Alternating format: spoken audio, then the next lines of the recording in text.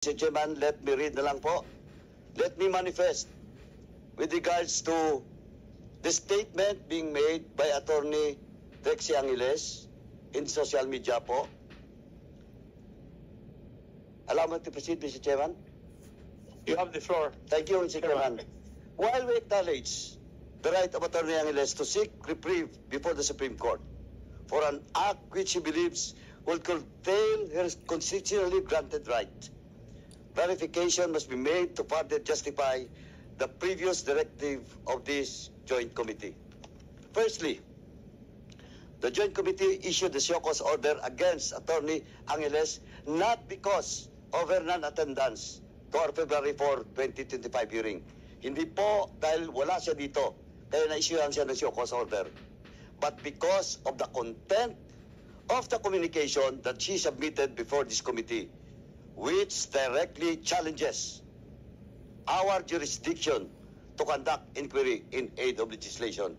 We have a copy po of the letter sent to us by Attorney Trixie Angeles during the first hearing and invitation po. We would like to remind Attorney Angeles that as an officer of the court and a member of the legal profession, she is bound to respect and abide by the Constitution.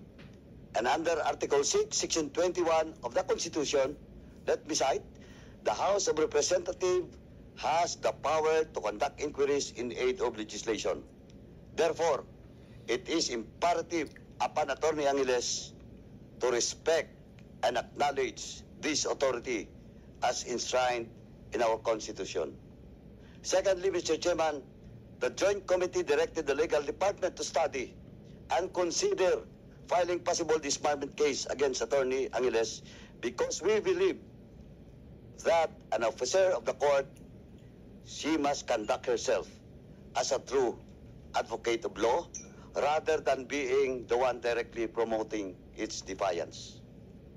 It must likewise be stressed that Attorney Angeles has a propensity of violating the legal profession's code of professional responsibility. The records, Attorney Angeles has already been suspended by the Supreme Court in 2 occasions.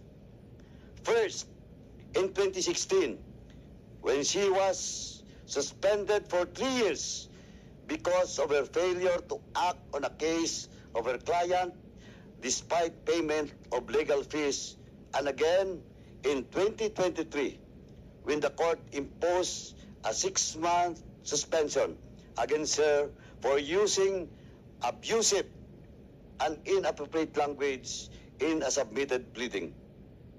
Considering the aforementioned, it is only but proper for this jurisdiction to examine whether a disbarment case should be filed against Attorney Angeles for constantly disregarding and violating the code of conduct being observed by all members of the bar. That's all, Mr. Chairman.